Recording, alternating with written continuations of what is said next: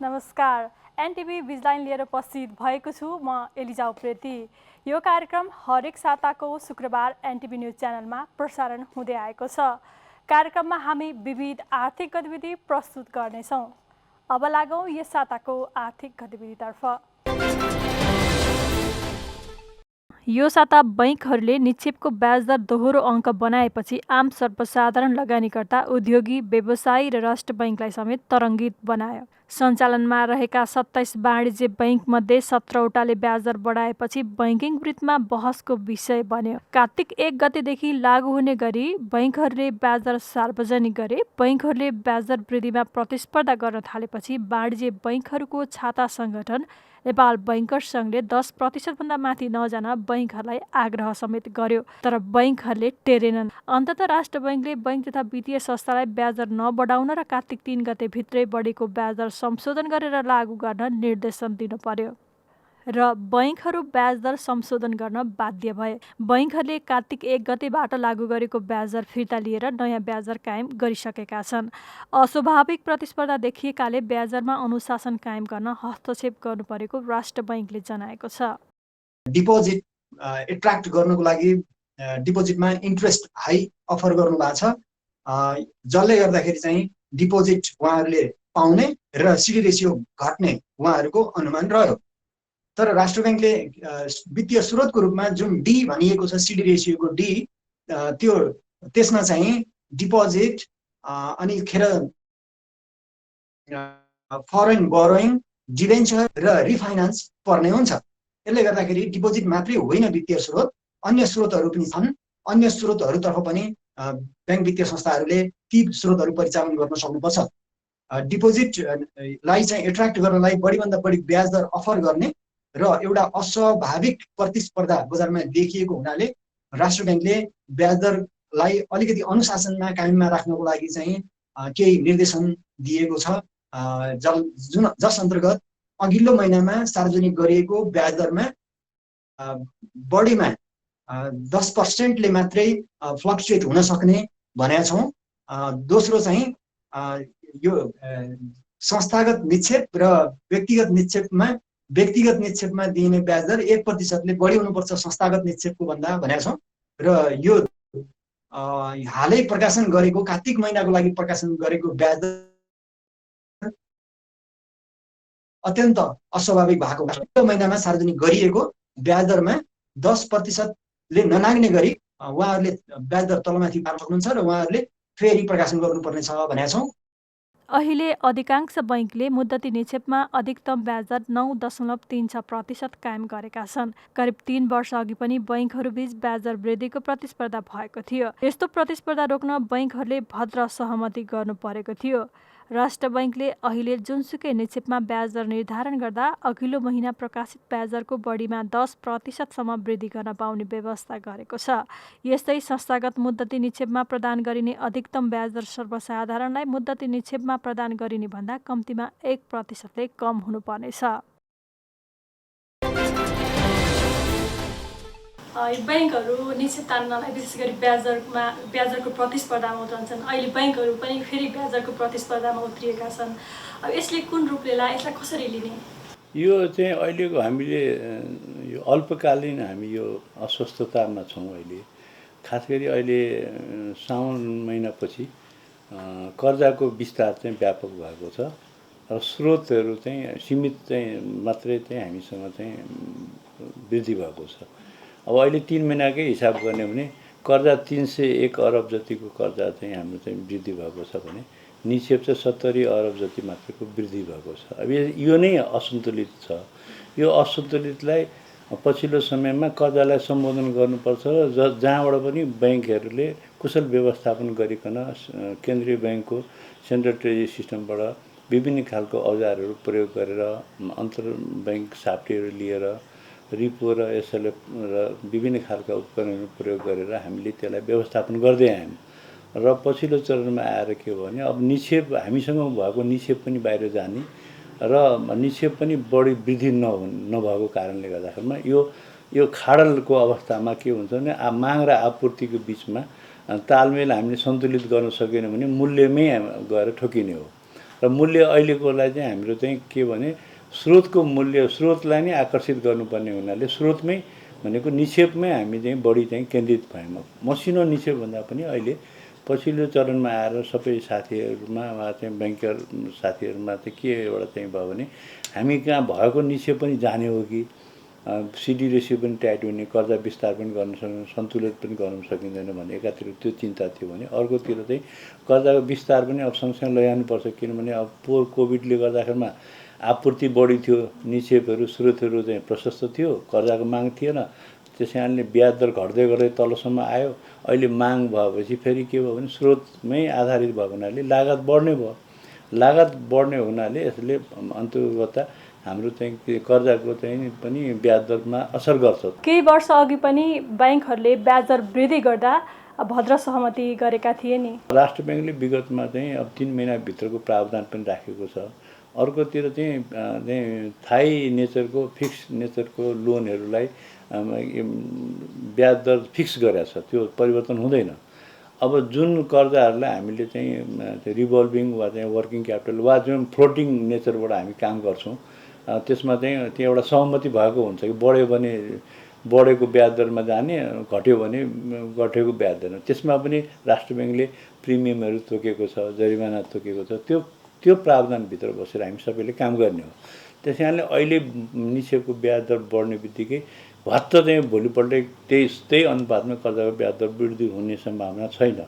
यो चाहिँ 2-3 महिना लाग्छ, यसले समय लिन्छ। यो भित्र हामीले स्रोतलाई निक्षेपहरूको वृद्धि भयो, सरकारी खर्चहरू वृद्धि भयो, रेमिटेन्सहरू राम्रोसँग आयो, पुनर्कर्जा राष्ट्र ब्याङ्कबाट आयो। यी सबैले के हुन्छ, बजारलाई सन्तुलित गर्छ। तरलतालाई सन्तुलित गर्ने बित्तिकै के हुन्छ, फेरि स्वाभाविक रूपमा हामी आफ्नो सीमाभित्र बस्छौँ। सबैले आत्तिएर कर्जा वृद्धि गर्न ब्याज दर बढाउन नसक्छन्। उसो भए अहिले निक्षेपको ब्याज दर बढे पनि कर्जाको ब्याज दर तत्काल बढ्दैन त? तत्काल होइन, अनुपातिक त अलिअलि त बढ्छ नि। किन प्रकाशन गर्दाखेरि कसैले चाहिँ 0.5 कुनै 1% बढाउनु भयो होला होइन। तर हत्तै धेरै वृद्धि भन्दा पनि अहिले हाम्रो चाहिँ जोड छ भने सकेसम्म सिङ्गल डिजिटभित्र, सिङ्गल डिजिटको वरिपरि सबैजना बसौँ भन्ने हो हाम्रो होइन।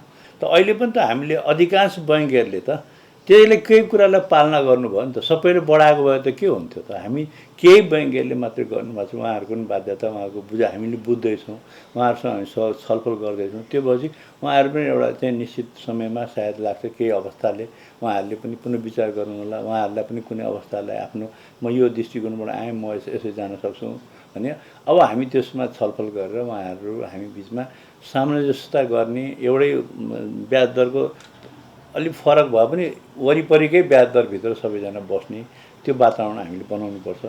ब्याङ्कर सङ्घको पनि त्यही अवधारणा रहेको छ। कर्जा र निक्षेपको सन्तुलनको विषयमा ब्याङ्कहरू अनभिज्ञ भएका हुन्। हाम्रो काम के भने व्यवसायलाई सघाउ पुर्याउनलाई वित्तीय साधन स्रोतहरू दिने हो।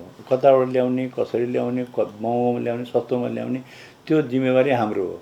महँगो पैसै नबढाउने, निक्षेपकर्तालाई ब्याज दर नदिने भन्ने कुरा सिद्धान्त होइन। राष्ट्र ब्याङ्कले हामीले यति मार्जिनभित्र काम गर, ब्याज दरमा प्रिमियम यसरी राख, पेनाल्टी यसरी ल्याऊ, सबै निर्देशन दिएको छ।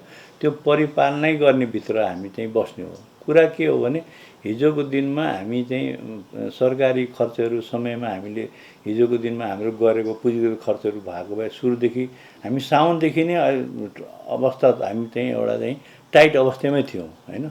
यो बेला हामीले के गर्यौँ, राष्ट्र ब्याङ्कको उपकरणहरूलाई एसएलएफको कुराहरू होइन, रिपोका कुराहरू, इन्टर ब्याङ्किङ लेन्डिङका कुराहरू, आफूसँग भएका चाहिँ लिक्विडिटीहरू सबैलाई जोहो गर्दै 3 महिना त राम्रोसँग व्यवस्थापन गरे भने कुशलै व्यवस्थापन हो नि। त्यो त हामीले ग्रोथ 300 अरब गर्नु भने त कर्जा त बजारमै गएको हो नि, समाजमै गएको हो, गाउँघरमै गएको हो, व्यवसायिक केन्द्रमै गएको हो नि। अब कुन क्षेत्रमा गयो, उत्पादनमा गयो गएन भन्ने कुराको विश्लेषण पछि होला, गुणस्तरीयताको कुराको विश्लेषण पछि होला।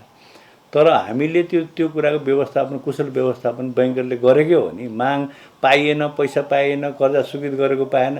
हिजो कोभिडको बेलामा पनि स्वीकृत गरेको लिमिटहरू त अहिले आएर चाहिँ मान्छे कतिपयले त्यसलाई प्रयोग गरे, कतिपय नयाँ चाहिँ आयो भनेपछि ब्याङ्कहरूले त राम्रोसँग चाहिँ सेवा गर्नु पायो। अब कर्जाको निक्षेपको ब्याज दर बढ्नु भयो आफैमा नकारात्मक होइन के। कर्जाको ब्याज दर अप्रत्याशित नबढ्ने कुरामा हामी चिन्तित हुनु पऱ्यो के।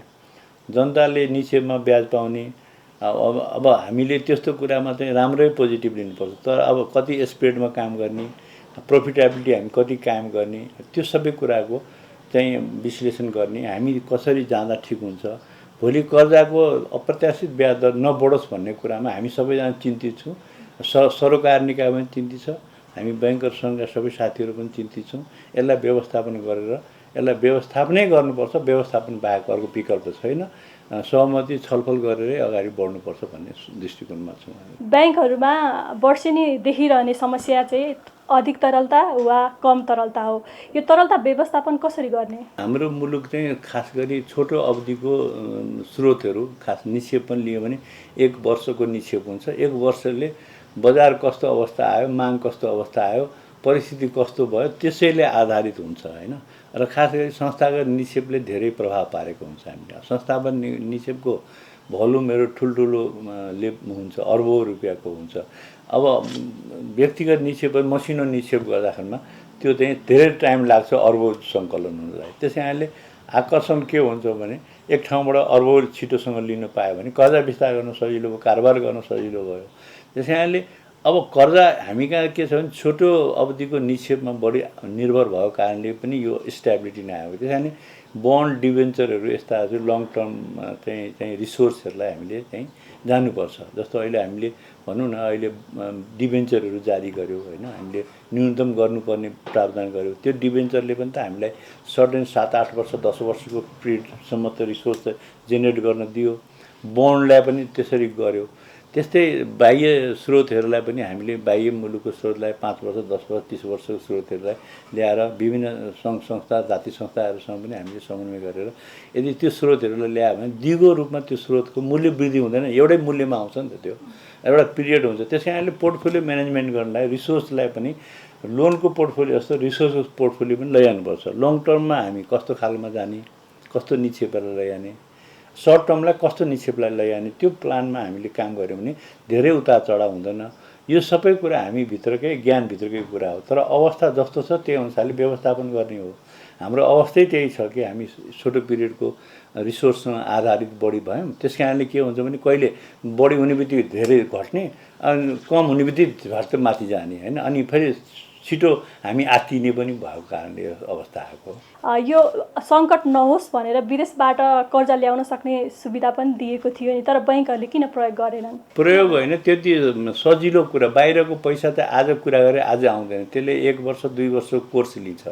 विभिन्न खालको रेटिङदेखि लिएर वित्तीय विवरणका कुराहरू, किनभने ग्यारेन्टीका कुराहरू, हेजिङका कुराहरूदेखि लिएर सबै कुराहरूसँग जोडिएका हुन्छ यो। अनि विभिन्न त्यहाँबाट स्टडीहरू हुन्छ होइन, टेक्निकल टिमहरू हुन्छ, फाइनेन्सियल टिम हुन्छ, सबै कुराहरू, लोन कहाँ जान्छ, त्यो सबै कुराहरू उहाँहरूसँग त्यो कमिटमेन्ट गर्नुपर्ने, त्यो लिनु सर्त सुविधा गर्नुपऱ्यो, सरकारबाट स्वीकृति लिनुपऱ्यो। त्यो आफैमा लामो पिरियड लिन्छ त्यसले। त्यो आज चाहिँ खोल्ने बित्तिकै भोलिपल्ट रेडिमेड चाहिँ कोही पैसा चाहिँ स्ट्यान्ड बाई आउँदैन। यो सबै कुरा हामीले के बुझ्नुपर्छ भने यस्तो पैसाहरूको आज सुरु गऱ्यो भने 1 वर्षदेखि 2 वर्षसम्मको समय लिन्छ, त्यसले कोर्स लिन्छ त्यो। किनभने त्यो उहाँहरूको पनि बजेट एलोकेसन गर्नुपऱ्यो, नेपालमा दिनुपऱ्यो, त्यो पैसालाई कुन सेक्टरमा दिने, रिटर्नका कुराहरू छ, त्यो ब्याङ्कले त्यो गर्न सक्दैन, रेटिङ गर्नुपऱ्यो, फाइनेन्सियल एनालाइसिस गर्नु, सारा कुराहरू त्यो विश्लेषण नगरिकन कसैले पैसा दिँदैन। हामीले पनि लिने बेलामा यो पैसा यो बेला लिन्छौँ, अनि रिटर्न हामीलाई यसरी आउँछ, अनि अब रिटर्न नआउने बेला पैसा लिएर पनि भएन होइन। त्योभन्दा सस्तो पैसा चाहिँ महँगोमा चाहिँ आयो भने यहीँ नेपालकै पैसा सस्तो छ नि। यो सबै हामी विश्लेषण गर्नुपर्ने हुनाले त्यो बाटो खोलेको हुनाले मलाई लाग्छ कतिपय ब्याङ्कहरूले यो अभ्यास पनि गर्नुभएको छ, 1-2 ब्याङ्कले ल्याउनु पनि भएको छ, 1-2 केही ब्याङ्कहरूले यो अभ्यासमा लागिरहनु भएको छ। निकट भविष्यमा 1-2 ब्याङ्कले चाहिँ त्यो कुराहरूलाई पनि मलाई लाग्छ त्यही आउने वातावरणमा चाहिँ देखाउन सक्नुहुन्छ जस्तो लाग्छ मलाई। दशैं पछिको पहिलो दिनको सेयर बजार सकारात्मक नै रह्यो। आइतबार सूचक दोहोरो अङ्कले बढ्दा खरिद बिक्री रकम भने घट्न पुग्यो। चाडपर्वको प्रभावका कारण खरिद बिक्री रकम प्रभावित भएको हो। यस दिन नेप्से सूचक 17.59 अङ्कले बढ्दा 1 अर्ब 49 करोड रुपैयाँभन्दा बढीको सेयर कारोबार भएको थियो। साताको दोस्रो दिन सोमबार भने सेयर बजार प्रभावित बन्यो। यस दिन नेप्से सूचक 69.51 अङ्कले घटेको हो। यस घटाइपछि सूचक 2587.45 बिन्दुमा अडियो। सोमबार सेयर खरिद बिक्री रकम 2 अर्ब 96 करोड रुपैयाँ भन्दा बढीको भयो। बैंकहरूले ब्याज दर बढाउन अस्वस्थ प्रतिस्पर्धा गरेपछि त्यसको प्रत्यक्ष प्रभाव शेयर बजारमा देखिएको हो। शेयर बजार घट्ने क्रमले मङ्गलबार पनि निरन्तरता पायो। नेप्से सूचक 77.33 अङ्कले घटेर 2510.73 बिन्दुमा अडिएको हो। यस दिन 3 अर्ब 78 करोड रुपैयाँ भन्दा बढीको शेयर कारोबार भएको थियो। बजार 2.99% घटेको हो। यस दिन कारोबार भएका सबै समूहका सूचक घट्न पुगे। तर बुधबारको कारोबारमा भने राष्ट्र बैंकले बैंक तथा वित्तीय संस्थालाई जथाभावी ब्याज दर तोक्न लगाम लगाएपछि त्यसको सकारात्मक प्रभाव देखियो। यस दिन नेप्से सूचक 60.56 अङ्कले बढेर 2571.66 बिन्दुमा आइपुग्यो। यस दिन 2 अर्ब 67 करोड रुपैयाँ भन्दा बढीको शेयर कारोबार भएको थियो। केन्द्रीय बैंकको निर्देशनपछि खुलेको बजारमा नेप्से सूचक आकर्षण हिसाबले वृद्धि भएको हो। सूचकमा आशासित वृद्धि हुँदा खरिद बिक्री रकम भने पछिल्ला दिनहरूमा औसतमै रहेको छ। साताको अन्तिम कारोबारको दिन बिहिबार शेयर बजारमा दोहोरो अङ्कले गिरावट आएर कारोबार बन्द भएको छ। बजार समग्रमा 0.57% घटेको हो। बिहिबार 2 अर्ब 63 करोड रुपैयाँ बराबरको शेयर खरिद बिक्री भएको छ। पछिल्लो समय नेपालमा बाह्य पर्यटक आगमनमा उत्साह देखिएको छ। नेपाल पर्यटन बोर्डका अनुसार अघिल्लो महिनाको तुलनामा सेप्टेम्बरमा बाह्य पर्यटक दोब्बरले बढेको हो। बोर्डको तथ्याङ्क अनुसार सन् 2021 को अगस्तमा 5917 विदेशी पर्यटक नेपाल आएकोमा सेप्टेम्बरमा बढेर 9898 पुगेको छ। पछिल्लो पर्यटनको अवस्था हेऱ्यो भनेदेखिमा चाहिँ यो हामीले सेप्टेम्बर 21 पश्चात जुन अनअराइभल भिसा खोलिने काम भएको छ डबल भ्याक्सिनेटेड टुरिस्टहरूलाई, यसले चाहिँ यो स्रोत गन्तव्य बजारहरूमा मुख्य रूपमा अमेरिका, युरोप, त्यसै एसियाली मुलुकहरूमा चाहिँ यसले ठुलो सकारात्मक सन्देश दिएको छ। साथसाथै नेपाल सरकारले भिसा फ्री जुन गरेको छ त्यसले पनि पर्यटन बजारमा, विश्व पर्यटन बजारमा एउटा छुट्टै यसले चाहिँ समाचारको कारण बनेको छ। त्यसले पनि केही न केही रूपमा नेपालमा पर्यटक आउनको लागि एउटा वातावरण चाहिँ बनाएको छ। साथसाथै अहिले पछिल्लो समयमा यो हेऱ्यो भनेदेखि कोभिडले चाहिँ हामीलाई के सिकायो भन्दाखेरिमा चाहिँ धेरै मान्छेहरूलाई चाहिँ सकेसम्म नेचुरल ठाउँमा जाउँ, अलिकति अलिक शान्त ठाउँमा, मान्छेको भिडभाड नहुने ठाउँ चाहिँ यस्ता खालको गन्तव्यहरू चाहिँ अबका पर्यटकहरूको रोजाइमा पर्छन् भन्ने एउटा प्रोजेक्सन छ। यस वर्षको सेप्टेम्बर महिनासम्ममा 76,864 विदेशी पर्यटकले नेपाल भ्रमण गरेका छन्। नेपालले कोरोना कहर कम भए लगत्तै अन्तर्राष्ट्रिय हवाई मार्गहरू नियमित सुचारू गर्दा बाह्य पर्यटकहरूको आगमन बढ्दै गएको पर्यटन बोर्डले जनाएको छ। नेपाल चाहिँ संसारका धेरैभन्दा धेरै पर्यटकहरूको चाहिँ रोजाइको गन्तव्य बन्न सक्ने चाहिँ यसले देखाउँछ। त्यसले गर्दाखेरिमा अहिले 2-3 दिन अगाडि एउटा सानो डेटा पनि पब्लिस भएको थियो जहाँ चाहिँ पर्यटक आगमन चाहिँ उल्लेखनीय रूपमा वृद्धि भएको कुरा जनाइएको थियो। त्यो हिसाबमा हेर्दाखेरिमा यो चाहिँ यो आउँदो यो अक्टोबर, नोभेम्बर जुन महिना छ यो सिजन टाइम पनि हो। हाम्रो नर्मल बेलामा यसलाई चाहिँ हामीले पिक सिजन मान्थ्यौँ। यो टाइममा चाहिँ पर्यटकको सङ्ख्या उल्लेखनीय रूपमा बढ्ने र साथसाथै आगामी दिनहरू चाहिँ सुखद हुन्छ भन्ने चाहिँ एउटा पूर्वानुमान लगाउन सकिन्छ। साथसाथै नेपाल पर्यटन बोर्डले नेपालका 10 जति कम्पनीहरूलाई लिएर सेकेन्ड लकडाउन पश्चात पहिलोपटक अन्तर्राष्ट्रिय स्तरमा वर्ल्ड ट्राभल मार्केट जुन लन्डनमा नोभेम्बर 1 देखि 3 सम्म हुँदैछ त्यसमा सहभागिता जनाउँछ। यसले पनि के हुन्छ भन्दामा यो अन्तर्राष्ट्रिय पर्यटन बजार छ जहाँ चाहिँ 200 भन्दा बढी मुलुकहरूले पार्टिसिपेसन गर्छन्। त्यो मुलुकहरूमा चाहिँ रहेका टुर अपरेटर, ट्राभल एजेन्सीहरू लगायत मिडियाहरूसँग चाहिँ हाम्रो प्रत्यक्ष रूपमा संवाद, छलफल, कुराकानी हुनेछ। यस्तै कोरोना कहर कम हुँदै जाँदा संस्कृति, पर्यटन तथा नागरिक उड्डयन मन्त्रालय मातहतका काम कारबाही प्रभावकारी रूपमा अघि बढेका छन्। नयाँ पर्यटन मन्त्रीको आगमनसँगै मन्त्रालय मातहतका रहेका कतिपय निकायको समस्या पनि सुधारोन्मुख देखिएको छ। निर्माणाधीन भैरवा स्थित गौतम बुद्ध अन्तर्राष्ट्रिय विमानस्थल यथाशीघ्र सञ्चालनका लागि काम भएको छ। यी अन्तर्राष्ट्रिय विमानहरू सञ्चालनमा आए बाह्य पर्यटकहरूको आगमन अझै बढ्ने देखिन्छ। पवन वर्षा शाह, नेपाल टेलिभिजन, काठमाडौँ। हवस् त, यिनै आर्थिक गतिविधिका साथ एनटिभी बिजलाइन सकिएको छ। अर्को साता एनटिभी बिजलाइन लिएर उपस्थित हुने नै छौँ। तबसम्मका लागि म एलिजा उप्रेती बिदा चाहन्छु। नेपाल टेलिभिजन हेर्दै गर्नुहोला। नमस्कार।